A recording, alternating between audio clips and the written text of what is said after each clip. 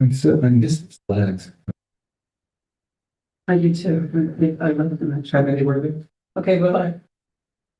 Okay, calling the meeting to order at 4:16. Welcome everyone. Thank you for coming and attending and being your beautiful selves.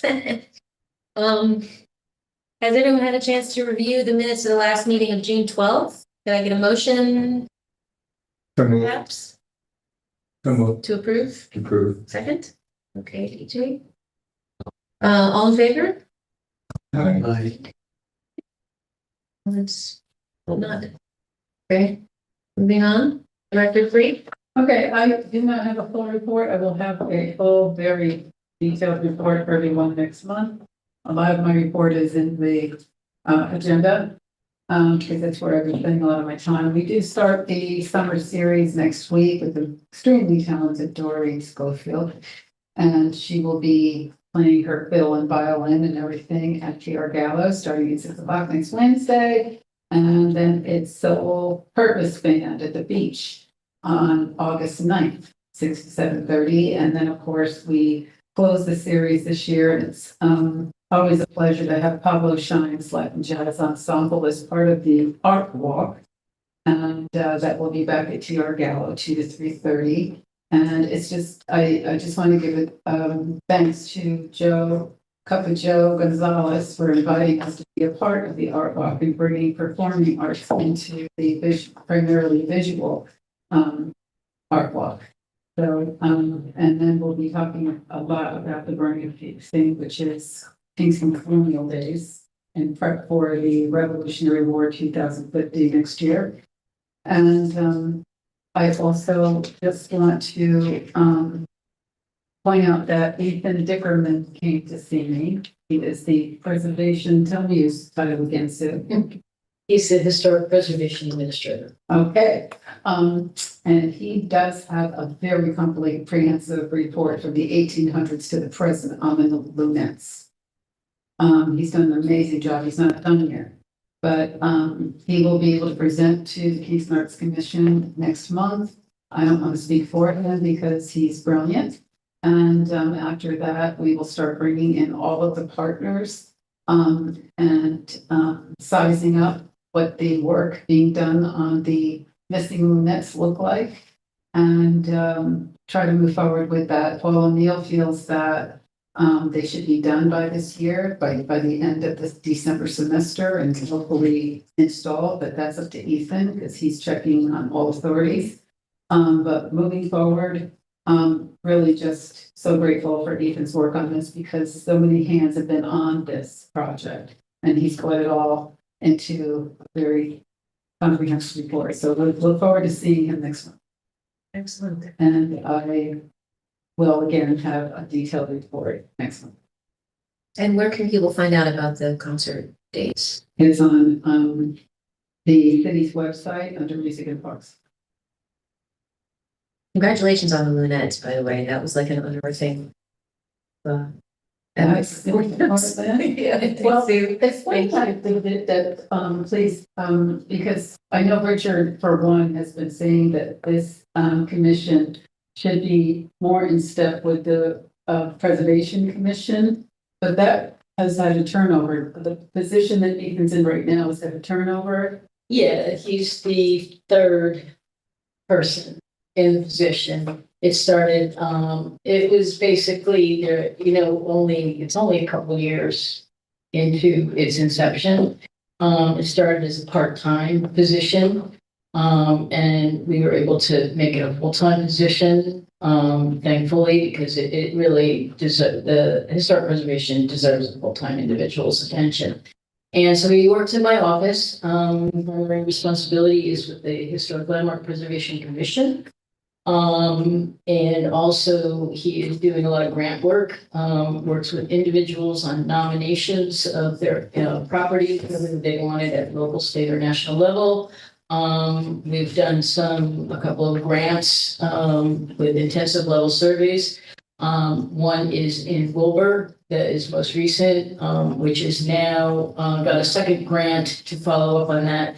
to move that to a national, or state and national district nomination. So he's done a lot of different projects. I know the Lunette thing came along, and it was, as Kit said, had been tossed around by several different parties back and forth. It never really had a place to fall. So it kind of fell to his lap, and he kind of has taken and run with it. He's done a lot of research on them. And he's his goal is really to get them all fully restored and put in place. What may be going back in, the ones that were unfortunately damaged when they were removed and stored. They're not going to be true plaster material as historically, but there'll be recreations that I think are suitable.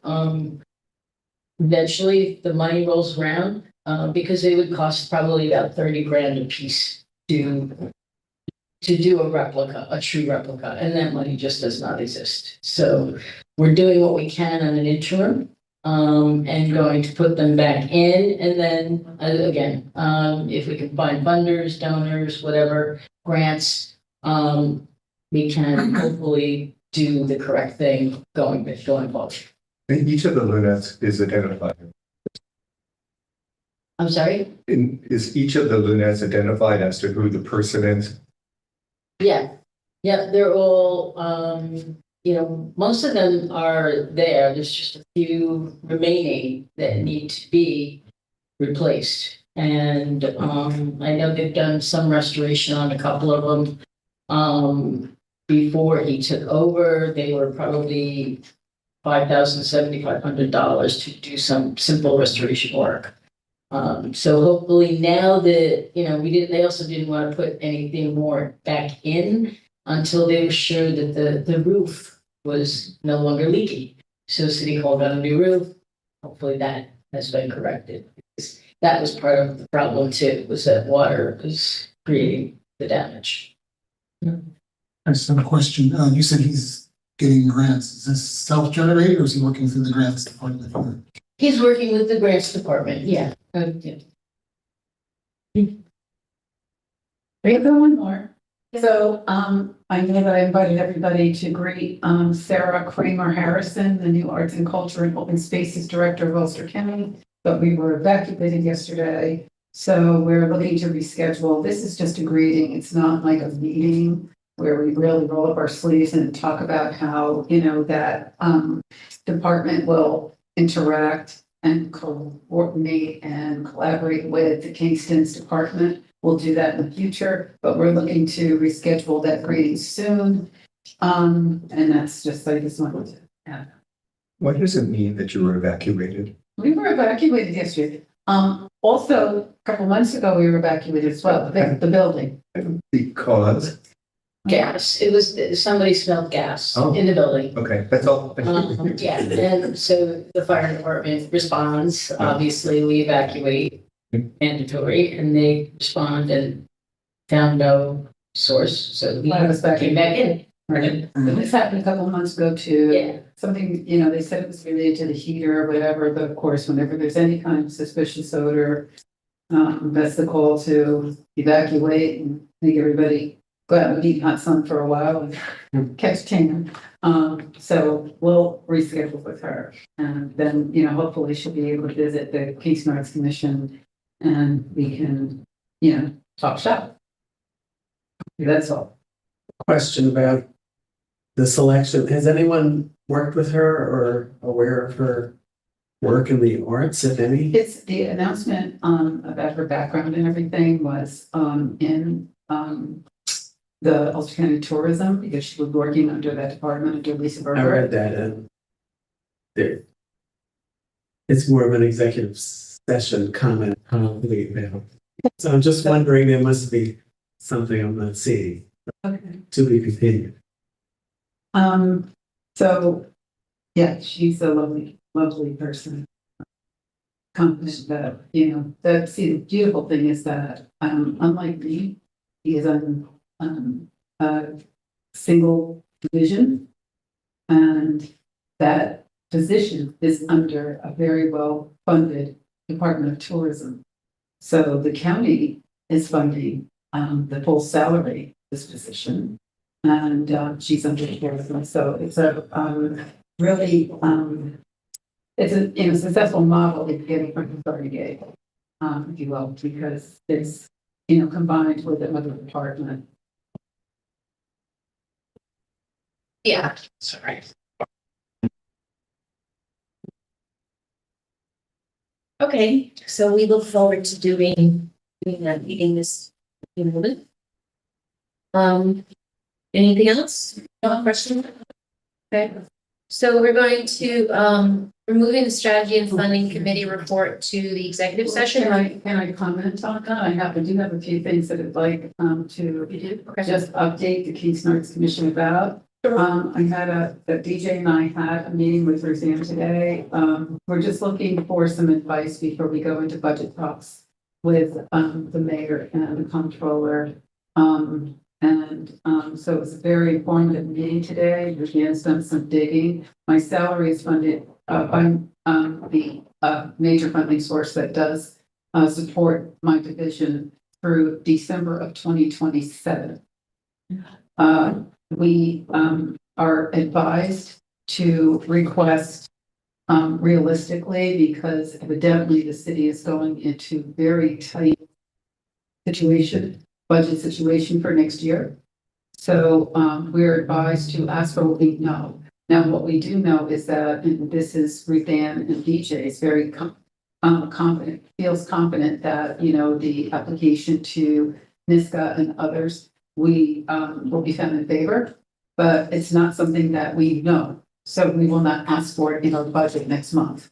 What we know is what we're funded and that, we anticipate some sponsorships. Once we do get approved for any new grants that come in, we go to the finance committee and we just ask for a transfer. Okay, so I really felt like it was a meeting with Ruthann today. She was very informative about, how to move forward with our budget request. And we'll get into that deeper. The committee has a meeting with her and the mayor next Friday. Part of what's going to be asked is for the Distinguished Artist Award.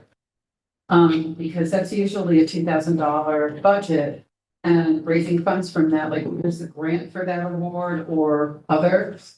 And, Ruthann would like to speak to the mayor further about the possibility of asking, because when I came on board and, founding members would know more, but when I came on board, and Bailey was telling me that MADRA was at that point the fiscal sponsor for the KAC. And the mayor felt there might be some conflict with that. Ruthann would like to go to this meeting for the strategy and funding committee and speak to the mayor because Ruthann doesn't really see a conflict. It would have to, of course, go to MADRA's board to see if they would be okay with it, but it worked very well with the Art Society of Kingston's board for all was done by hand. It was just pretty much the funds did not come through my office. The funds went directly to Art Society of Kingston. They charged whatever percentage, yes, a fiscal sponsor would do, and receive the donations, receive the sponsorships, and administer the program. We'd like to talk about that next week and hopefully come back with something favorable that Lisa can go back and ask the board about. I'm surprised about, what you said toward the beginning about not putting it in the budget, because typically what happens, at least in nonprofits, is that you say you say what the expense is going to be and where you expect to get the funds from. You don't take it out of the budget totally. No, I'm saying that we know that we have funding for such. Ask for that to be approved, but anything that we don't know, this is what we're doing. That's what I'm saying. Yeah, I had the same conversation with Kit and Ruthann. Where I come from, I'm along with you. Planning on the things budget, not the other way around. So you stretch and you hope. But Rudy told me very austere with this budget, so we're going to follow the instructions from. Well, it's my understanding that if the Common Council approves, and we say that we hope we get NISCA, and the Common Council approves that in the budget, if we don't get the NISCA, then they will have to figure out how they're going to fund it because it's approved. And, you know, yeah, that's how this system works. I know how it works in North nonprofits. I've worked with nonprofits before, but this is City of Kingston. So I understood where Roseanne was coming from, and I trust her. She is our grants manager, so I'm gonna follow her. Other than that, I think I have one more tidbit. Oh, with Lunettes. I also asked that question because we have the Mr. Ford line item, that fund. Mr. Ford was alive. He established a Ford Memorial Fund for the Lunettes. And it's $2,000. Touched it.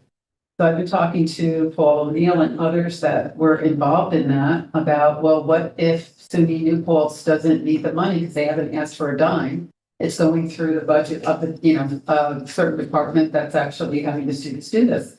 And Paul O'Neill said, well, if it's related to the Lunettes, then we might be able to tap in as long as it's okay with the mayor and the comptroller and everybody else. So what we were thinking about doing, once the Lunettes are up and pretty, is actually having a photographer. Because one thing that Richard Fromm has always pointed out, and others, you can't see them. You go in and you see them, you're trying to string. So we would really need a photographer to get up on a ladder and actually zoom in and get good images. And then come down, have a PowerPoint presentation with all the historians, and as part of their job. So it's not as if we pay fees for that. To come and do a special presentation about the Lunettes and history. We had some things in the past done. There was an HD1 article about the Lunettes.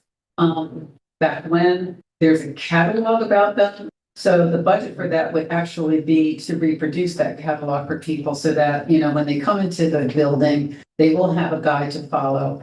But that's not a big budget, and we might be able to get some support from the county to help with, the reproduction of that catalog. I just don't know where that catalog is. Well, I was going to say you could digitize it and then put it on Engage Kingston, but Yeah, we have that. I'd love to digitalize it, but you now have when people walk into and they don't know where they are. So they have some kind Even of that, you reduction. make it interpret it, just put it on the wall with PDAs, which nobody look at. It's true, but it's always good to have a few handouts as well. Because they're always one of. So we can go into what that budget looks like once we find out whether or not we're gonna need to tap into that 3,000.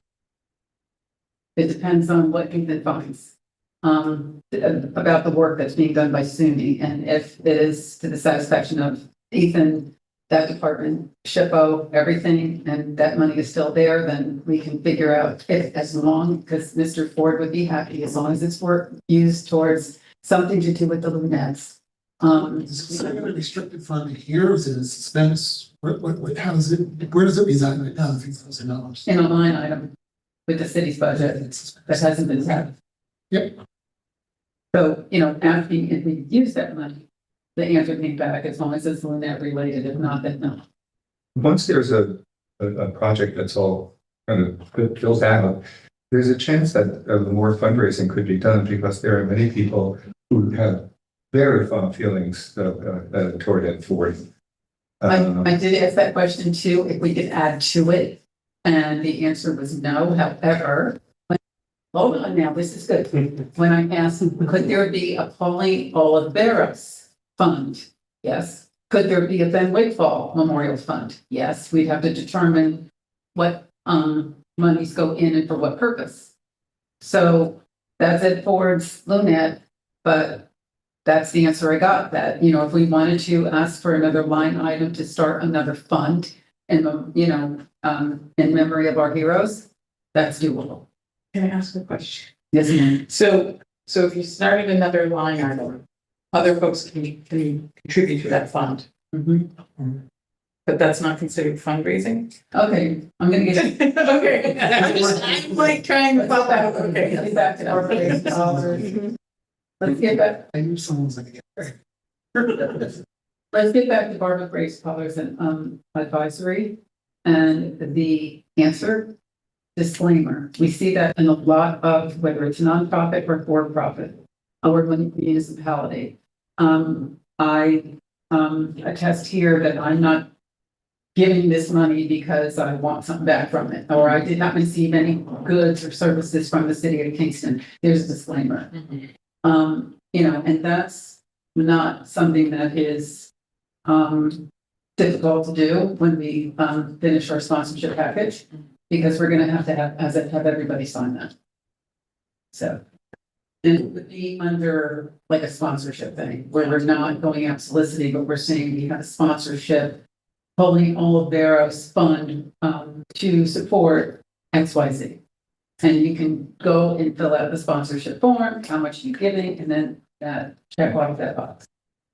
So we've been working on that. Okay. Because again, Barbara didn't say no, she just said careful. Yeah. And, when we started talking about the way forward, putting up sponsorships, adding that line item, we're going to, because I think that, you know, we're looking at Ed Ford and, you know, how beloved he was. Well, so was Pauline, so was Bennett. And we can absolutely do that in a way that, like, for instance, if we want to, you know, we have to ask the families, of course, but if we wanted to set up a Ben Wakefall Memorial Fund, to restore the art in Kingston. I'm just throwing it out there. I'm not saying that's what we do. Right.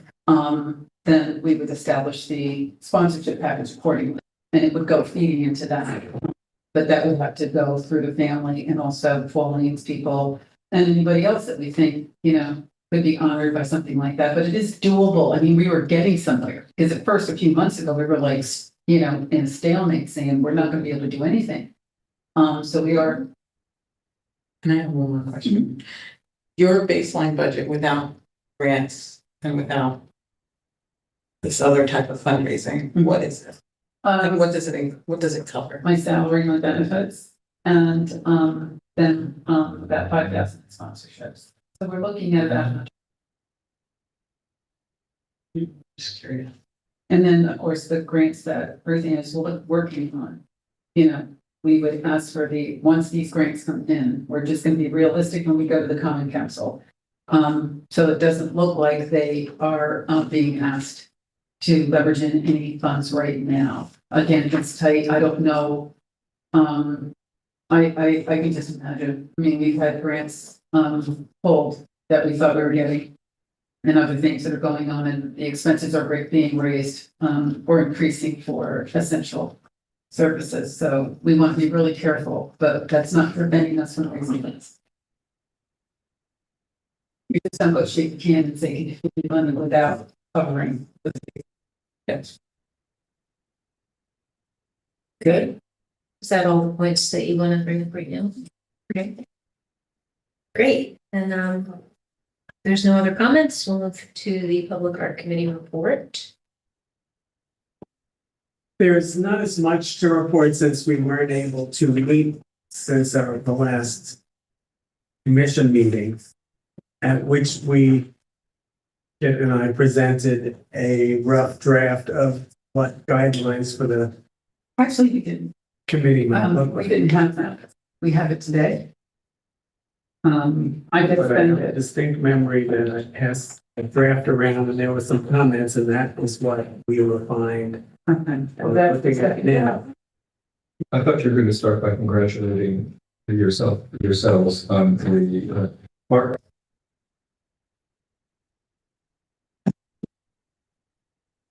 Wasn't on the agenda, so, and it wasn't in the direction.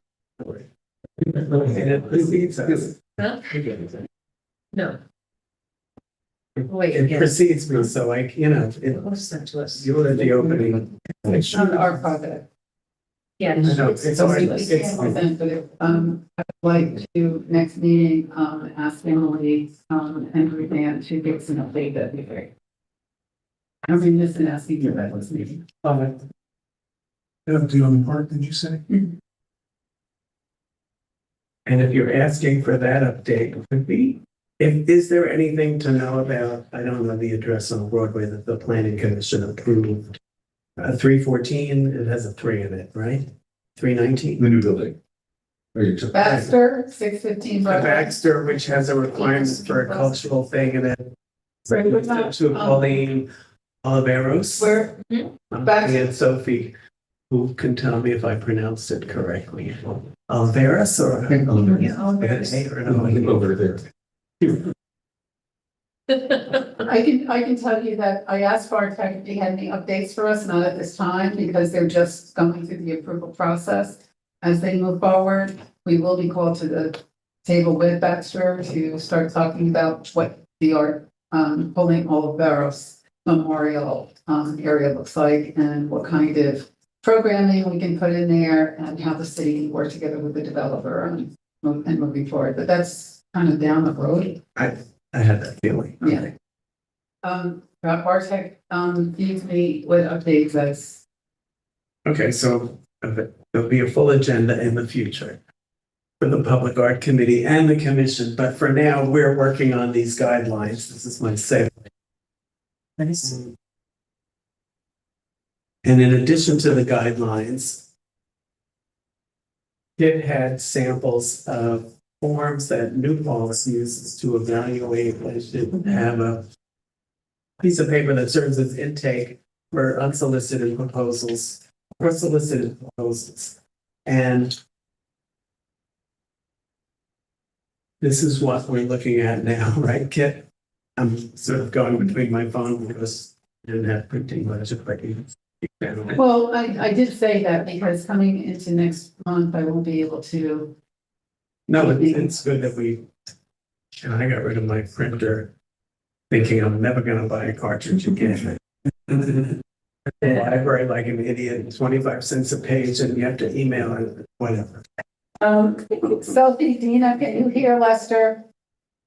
Because I'm trying to mumble. Okay. Anyway, we're looking at the public art proposal form, which the Public Art Committee will look at and discuss, but it's really using New Paltz as a model, but adding a few things that are more relevant to a municipality versus a campus where all the acreage is under one ownership. Unlike the city where we may own a building and a plaza and a right of way and all that other stuff. In which case, if somebody has an idea like a railroad corporation doing a mural, you would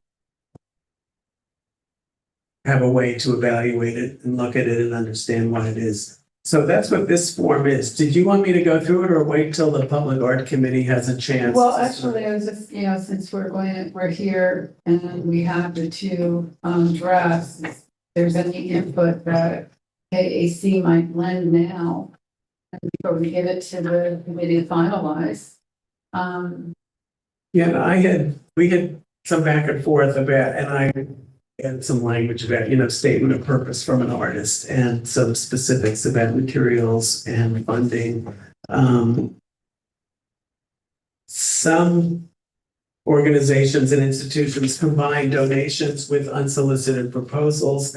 Other cities have a separate gift policy. And I think in my experience, those are cases where the city or municipality doesn't want to be burdened with Aunt Bertha's attic full of stuff. I don't think that's the situation in Kingston because there's such a deep history and there's lots of opportunities. But it's something, I think the ordinance that established that said, the PAC considers and refers donations of artwork. This would be another way to sort of know what it is we're talking about. So if there are any comments, we'll take them down and then have, I see Sophie's hand. Oh, yeah, Sophie. Yeah, so I had a question about proof of residency, because it seems like so many of the public art projects that we're anticipating have as a kind of prereq or it's mandatory that it's a Kingstonian. And actually, I saw Casey the other day when he came to the Dorsky, and we were just kind of casually chatting, and the idea of what constitutes a Kingston artist came up.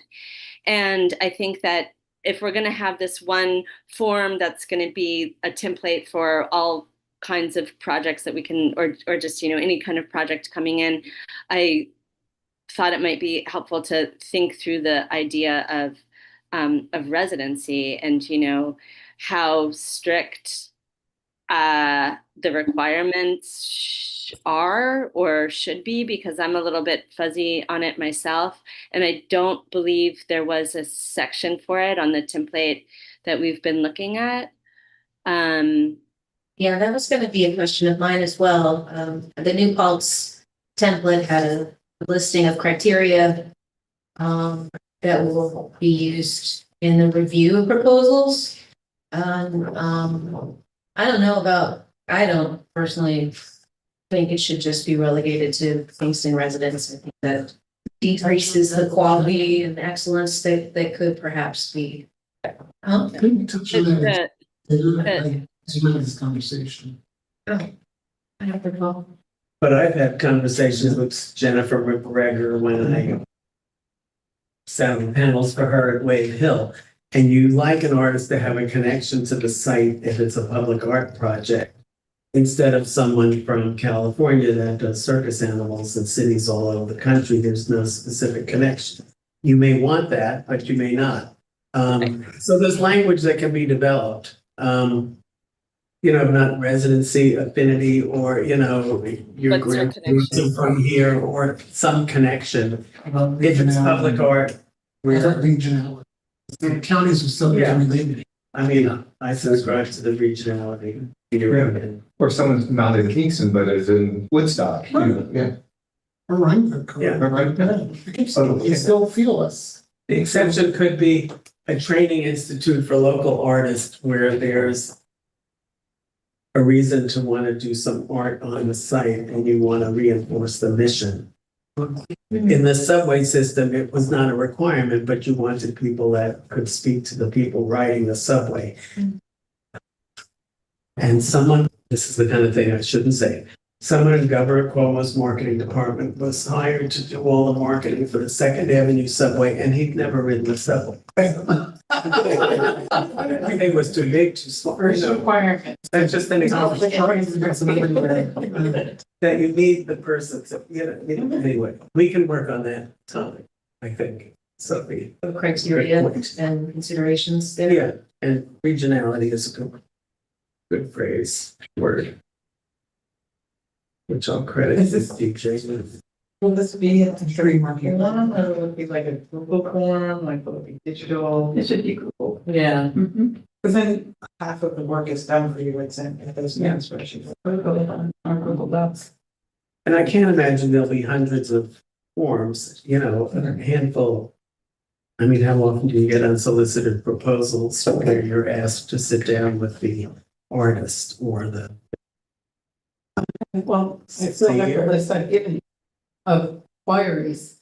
But, just want to make mention that, people are thinking that the city has money for art and that we're ready to commission. We're not.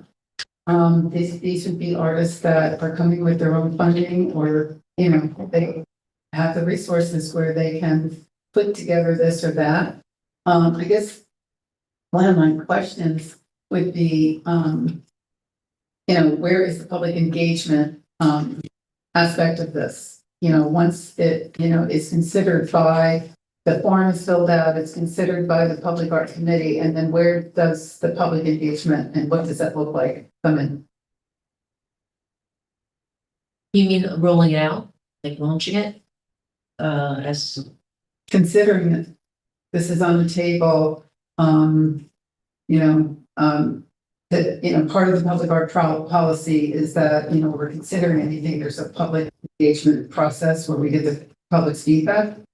I think that's a fine thing, but I think that in choosing the artist, one is also going to take into account all of these criteria for, why the artist was chosen, so that when the public presentation comes about, it's very clear. Well, I guess I'm just trying to, Or just making trouble. I'm getting to the controversy on campus and why the Public Art Commission of SUNY New Paltz was restored because of the controversy with the statute. And I'm wondering if we are going to be concerned about anything like that occurring if we're the ones that select the artists for a specific project. Would that apply to artists that are coming in with their own money or only where the city is commissioning? I guess I'm answering my own question. It's both. It would be both. Well, Go ahead, Richard. My feeling on that, when you say public engagement, there's a number of ways of looking at it. You can have presentation here in the common council and everybody lines up and says something, and it's just, there's something almost generic about it. There's also when you really talk about public engagement and the coming together of artists and audience,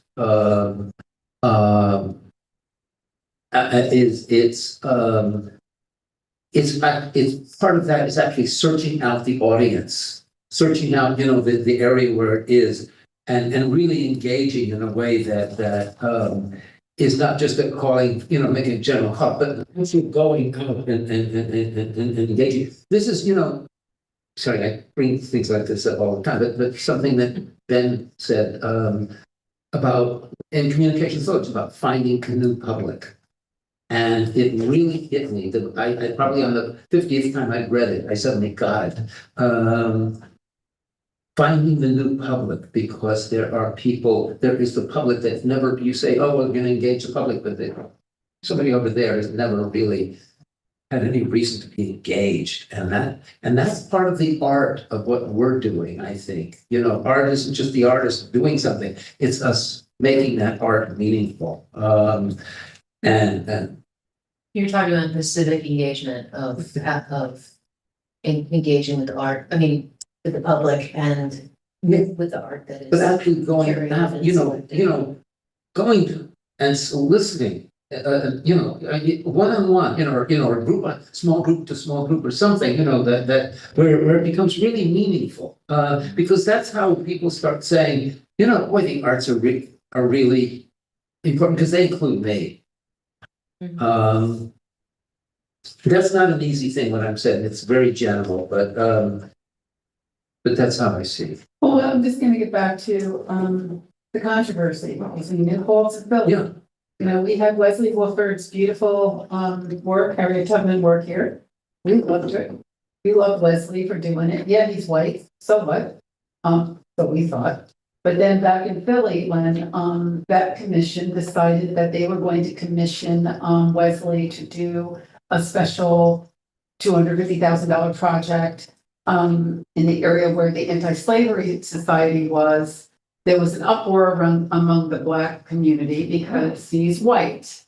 And he doesn't get permission to tell our story. This was part of the conflict at SUNY New Paltz. So I'm gonna give a scenario. You have another Trina Green, because I think that, she has told me that this is probably her last work. And, but you have another Trina Green that arises out of SUNY's Fine Arts Sculpture Department that wants to sculpt. And she's white and wants to sculpt, Ben Wigfall. And so where does the community engagement come in? Because Ben's Black. And we will have people that disagree, just like, I had to challenge some people that had a problem with Trina. It's like, well, I'm Black, so you're not giving me permission if I'm the top sculptor in the world to sculpt my hero, Ruth Bader Ginsburg, because I'm not Jewish. But these are deep-rooted feelings that people have. So my thoughts are not to put people in the room to scream at each other, because that's the temperature of the water we're in now. We cannot just get in the room and have a reasonable discussion. So my thoughts are perhaps having a survey kind of thing for public input and then report back to the public. But, out of those who responded, this particular artist who's at the table right now with this beautiful project, we have majority that are in favor. We have these people opposed for these reasons. How are we going to do it so that we are above board with this? And we do engage the public without the fire, without me being chased out of the room, like my predecessor was. Is that a question? Yes. The policy says the PAC shall have the authority to review and approve or reject selection panels for art. And it's the selection panel that takes the heat And so it's usually an art expert, a curator, it's usually people representative of the community. It's the reason the transit authority was set up. So when you raise the fare, you don't yell at the politicians, you yell at these people at the MTA. The same way, that's what selection panels are there for, but they're experts. So there is, you know, there's a mark to it. In the selection But panel. I'm gonna be devil's advocate on that. I don't think that's necessarily true because so often these panels were patronage and Well, that's friendship why they and donors, and they look very white. And the other constituencies. Yeah, are not that's the being- history. Yeah. I'm gonna interject just Go ahead. an NPR news item that I heard, which was that the Queen Elizabeth Memorial Garden was awarded to Norman Foster, the architect. Yinka Shona Bare, who's a British Nigerian, and he's doing the figurative sculptures, as well as someone yet to be named, and Norman Foster's designing the environment. If we could do that, we would check all the boxes and get international experts, and it would only cost $1 billion. If I could Yes. chime in, I have to just very strongly agree with Kit and DJ, because that's all fine and you're checking the box maybe in your art world or maybe for all of us here. But I agree, if this is public, we have a diverse community, and obviously some experts need to be involved in the ultimate selection. But I agree there has to be some component of how the community can somehow, be involved. And I agree. I'm not sure how that happens in the kind of construct that we have. Yeah, Are there I'd like- community boards or, you know, are there established organizations for each board to advise, or is it whoever comes to council meetings and hearings? Because then that might be I'll something. speak for my board. I'm the only person of color that shows up in the meetings. Now, I don't live with my color as being the first thing that I see myself as. I'm a man first. I'm second, gay third, married fourth, you know, all those things that get different categorizations, but to a casual observer or to someone who may not live the way that I do, but we share a skin tone, they're going to feel like that. That's what's been happening for centuries in America. So we can't ride along thinking that it's going to be okay with a room full of chosen people or a room full of patrons or a room full of party affiliates. We've got to look at every possible permutation of the demographics to kill off accusation and finger pointing, and then someone like Kit gets chased down the hallway with tar and feathers. You know, it got by the appointed official and we're volunteers. It's just the way people watch out for. I always joke and say we've checked every box with Serbo-Croatian lesbian midgets. And that's what it's come down to in many respects. You've got to make sure that you're not leaving out those Yeah. slots of people. Please shut up. We were talking about this because of what my predecessor went through when we were doing the public art policy, that there had to be some kind of community input. Jennifer and I went on a tour to get this input. Some pretty hot-headed people. We got their input though, but individually. So it might have to be that way where our committees, Kit meets with people individually instead of putting them all in the room, because it's never going to work, to get their input and again report back, because that's exactly what we did for the policy. And you know, the folks that were the most critical to engage were engaged. We just did not put them in the room. So that might be a way to go for any of these projects moving forward, that the PAC, the KAC identifies, we need to speak to this, make sure you speak to this, make sure you speak to Harambe, make sure you speak to the new Latino group that is having an event soon. Just make sure that you touch base with these people, show them what's going on, get their input, and it can be a no. No is fine, we disagree is fine, but what everyone will have to understand is that we have to go with the majority, but we've done our best to do due diligence, to reach out to the community. One of the things that we did bring up when we were putting this public art policy together, that there's some groups in the community that are very difficult to engage. We understand that the low income are very difficult to engage. They're not going to come to these meetings. Exactly. They're not, that's what happened with the master plan. There were certain bodies of people that could not come to your 6 o'clock meetings. You were having these engagements. It probably went on with the Ulster County Master Plan. However, that does not mean that I can't visit a church and, pass out these little cards or, go to the events, because that's what I was doing with the policy. I was going to a lot of events, a lot of festivals, and I was just chatting this up. I met with every single common council member, asking them to do the same thing. And thus we've done due diligence, but, we're still gonna be faced with the difficulty that the whole nation has is engaging our entire. And even, Kit, one other thing that occurs to me, it's not just like race or gender or income, it's also who's been here longest and, that whole divide as well. Thanks. Yes. Yep. So that'll be on the agenda for the public art committee as well as far as engagement is concerned.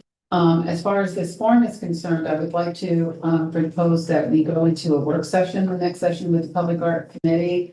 I can doodle poll, but just say, just like we did with the public art policy, Lester, we met noon time work session. We put it up on the screen. We went down paragraph by paragraph by paragraph. Everybody studied together. Everybody inputted together. We had a finished project. It was just the easiest way to do it because people are so busy. As opposed to, I know that in-person meetings are great, but the availability is tough. I don't serve boards now because of the requirement to travel here, get to a meeting, spend 2 hours and then travel back. If you tell me that I can attend by hybrid, then I'm more willing to stick with you. And I think that's kind of the consensus of everybody right now. Lester, you had said that Lindsay's has opened up her new space. Yeah, Lindsay being interim vice chair and Sophie being the CAC member on the PAC. I had conversations and we thought we just need to interact with each other in person to have the kind of conversation we just had.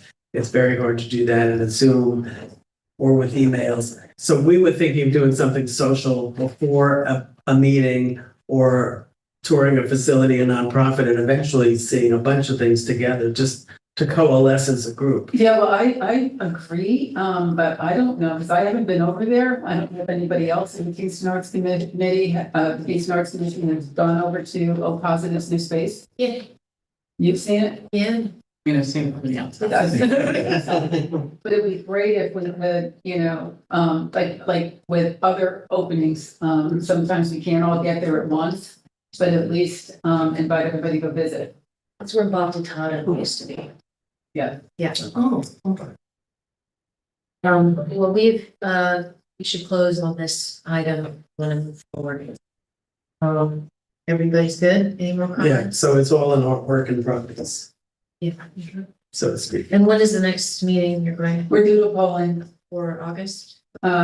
for August, and we're just gonna do the poll to set up a series of meetings so that everybody can schedule accordingly. We're squeezing in a little new business now for about 5 minutes or so. Okay. Let's start with James. For those of you who don't know, I am a management fundraising consultant at clients in the city. One of my clients is Labyrinth Theater Company, if you're aware of it, it's Latin-based. Group, about 32 years old.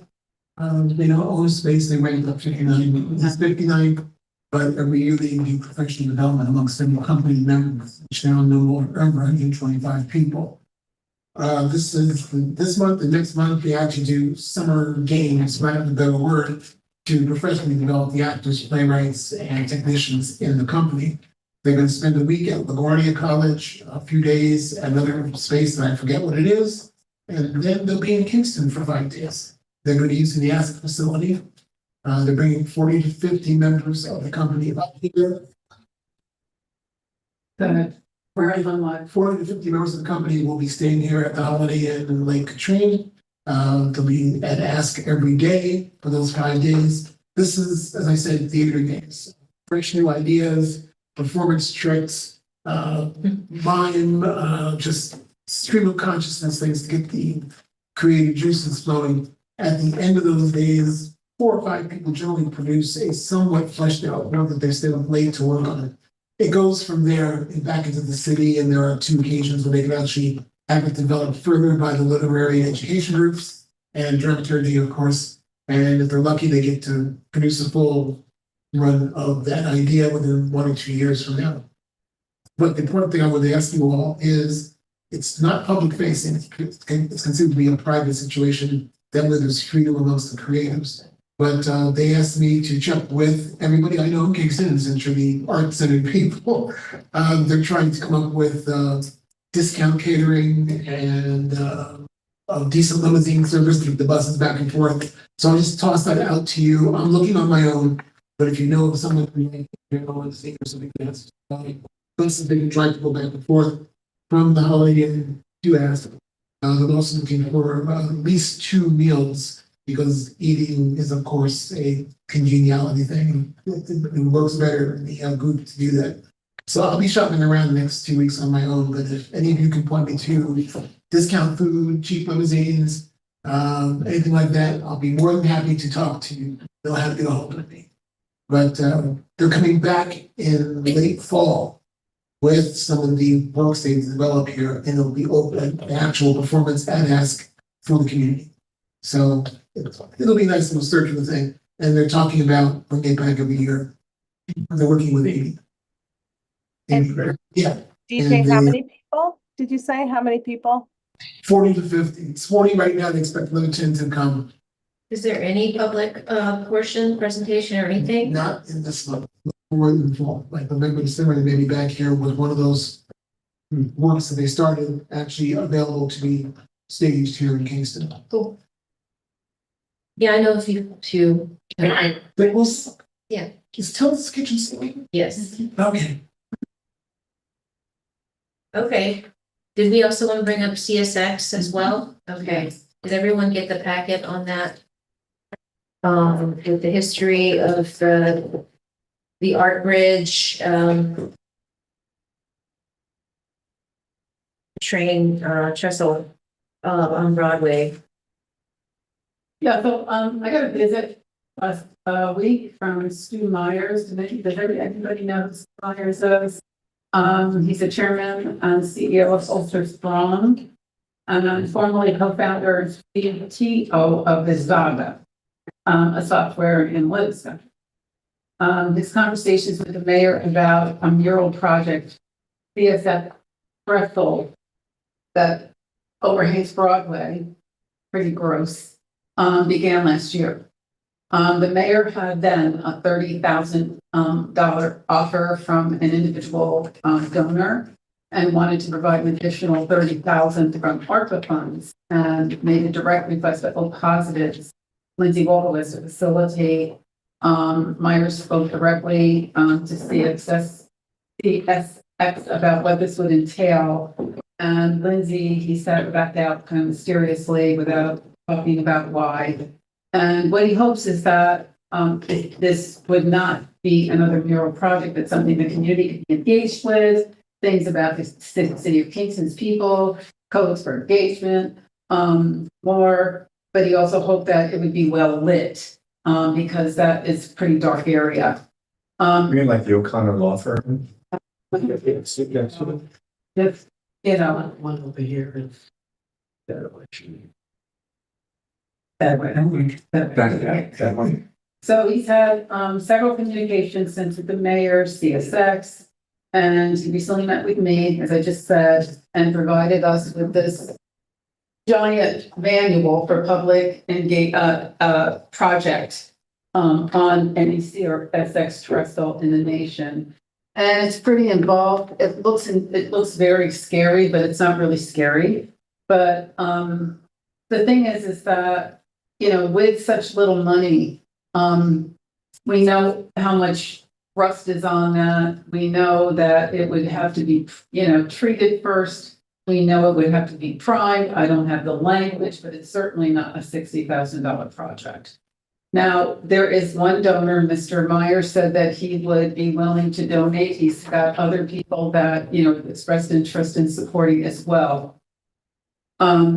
Richard also reached out to Raleigh Green, because when Raleigh was working for the city, he had temporary art on the CSX, and it's in here. I'm not going to go into it, but you have the full transcript of Raleigh and Richard's communications.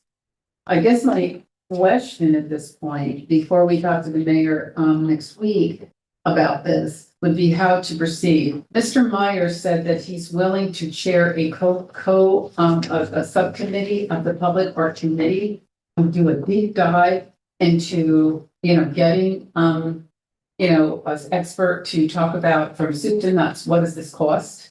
And then, of course, trying to talk CSX into letting us use our Kingston police as opposed to their police, which is triple the money. So the whole budget and what it entails from soup to nuts. As far as the project is concerned, he's willing to go ahead and assemble, some people that have expressed interest in this. And over the next year or so, bring back a report to the Public Art Committee about what this, looks like with detail. And now I'm just going to hand it over to the table to let you discuss what you think about this. I don't want to be first, unfortunately. Oh, Probably third. Why isn't there, I'm looking at the notes here, CSS doesn't seem to want to put anything into it, but has lots of rules. Is that the way I'm reading it correctly? I guess. And it says nothing to be attached to bridge, yada, yada, yada. And you had just said that Mr. Myers and his friends could be interested in funding it. But I think we're early and we should be talking to CSX about kicking something in. He's willing to talk to them. Sure, because he's already said a lot, but I don't think that they're going to be, outside of maintaining their rails. I don't think that there is possibility of asking them for money for Kingston, the city of Kingston's art project when they have, these rails all over the nation. They would have to have a fund to support everybody's project. I'm not going to speak out loud about it, but, the thing that, I think we should approach it because number one, they have those damn black cars coming through full of poisonous oil. And they want to kill a bunch of people in Pennsylvania. So I think there's some guilt here and we should be leveraging the guilt. Number one. Number two, as many possible projects as there are in the country multiplied by the billions they're making. So they need to be investing back in the communities. And plus this bridge is a right of way. We gave them a right of way. So they're not gone. We are. We gave them that right of way. Hold anything in Kingston rails. We can stop them money to the city. They want. Okay, go ahead. Go ahead. I'm done. I've been involved with public art commissions and public art since I was in my 30s. And I've been thinking about this a great deal, and I'm a supporter of public art in the city. I really am not a supporter of this project because it is the most prominent place for public art. And as the most prominent place, it will attract the most graffiti that humankind has ever known. I mean, I remember when there was, when we had all the graffiti before, when there was art placed on the trestle, and the city is not going to go and fix it. And I think that what we're ending up, it's going to happen. And all it takes is one kid, doing it once. We're going to end up having spent X tens of thousands of dollars on a piece of art that's going to be graffitied and then no one's going to do anything about it. And I just don't think it's a smart idea. what about it being a, like a test, like a pilot on interdepartmental cooperation, just as we have in the master plan around artists advising on designing crosswalks, if it's something that is public works, a collaboration of public works, something that beautifies, but it's not necessarily like a full commissioned work, but like artist advised design, because it does need restoration. It just looks like, it looks terrible. That the rigging is still up. I looked on the way here, the rigging is still up from the Art Bridge banners that Raleigh was doing. And I mean, it's just in disarray. So, the cities in the nation that have those eyesores because. So we had some. Yeah, so Sorry. Okay, yeah, if I can add on to that too, and forgive me if I'm maybe a little fuzzy on what their vision was, but it seemed like the idea is that, you know, the site would be these strips, making it a public artwork primarily for the driver, the driving audience. And what I find so troubling about that site is even more the underbelly. You know, I think that the project in itself isn't even thinking holistically about the site and about how Kingstonians interact with it, and kind of continuing the previous line of thought too, it is a design issue. It's like an aesthetic issue, but it's primarily a design issue. So the idea of having a mural on it is very a superficial way of interacting with the site. I do like the idea of there being interest in doing something with that site, but it seems like the project isn't fully conceived, and I wonder if there's an opportunity to take this opportunity and reshape it and actually make it more ambitious. Well, that's what Sue is offering to do some digging, do some more discovery. And of course, I go back to where's the public engagement in this? I also feel that because I've been shadowing Emily Flynn's work, and I know they're called health and wellness, but I'm seeing Emily emerge as a very brilliant urban planner.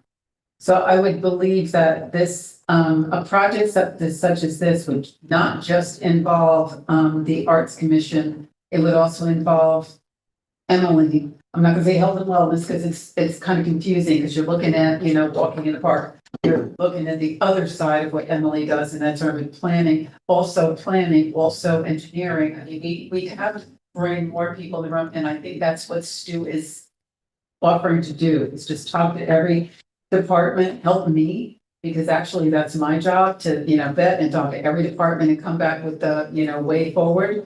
But then there is that public engagement process where, you know, this is something that the entire community is going to be looking at all the time if we get all the proper approval. So, you know, that goes back to the roles and responsibilities of the Public Art Committee. And how do you come to that end where we do have a product, we have interested citizens who are willing to raise the funds on. This is coming at us. So, you know, what is the way forward in that from A to Z? Cicely, I just remember that CSX does have grants, and I'm not sure if that's just a way to figure out how they can contribute back to this community while improving the infrastructure that they use. Yeah, and while I agree that it is drag audience that looks at that, there are so many people that just walk to and from work, to and from school. I run under there all the time. A lot of ramparts go that way.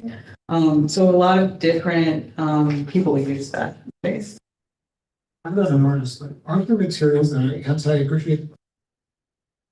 We don't know what's going to be first. We don't know what material will be chosen for. Right. I wasn't thinking, I was thinking bas relief, some raised sculptures or whatever, something that can be impervious to. It still doesn't matter what it is, even if it were somewhat resistant, it still has to be cleaned Correct. and spread. So does the post office. Thank you. Everybody is clean. Well, as far as anti-anything, you know, I think that we do have the expertise in the city community, in the community, with Matt Dilling. Is that his name? Matt Dilling, who created the shield for the Emmett Till Memorial. I had a geographic question. Was that what I just said? No, but you looked at. Well, you just said something while I was Oh, saying you something, were- so I thought that you were concentrating on what I just said. We were just making a joke. Okay. The name. It wasn't even a joke. Can I ask my geographic question since I brought the meeting to a thundering halt. Yeah, but we do need to move on, so let's wrap it up. This is just a clarification. Is it, because I'm the newbie, is it the trestle that the west facing one has modular stone on it and the east face, is it the two tracks over by Dietrich Street, the other side of it? Or are they more than one? Just- Because one of it has been faced with new material and the east side East side is, yeah, is exposed and open, so. yeah, as you're going up. We talking about that one and not the one with the stone modular system? that Yeah, I looks- believe so, yes. And it's after the vinyl. Because that's the CSX part of the bridge. Yeah. Yeah, the other part is It's city. actually two. CSX and one is Greenfield.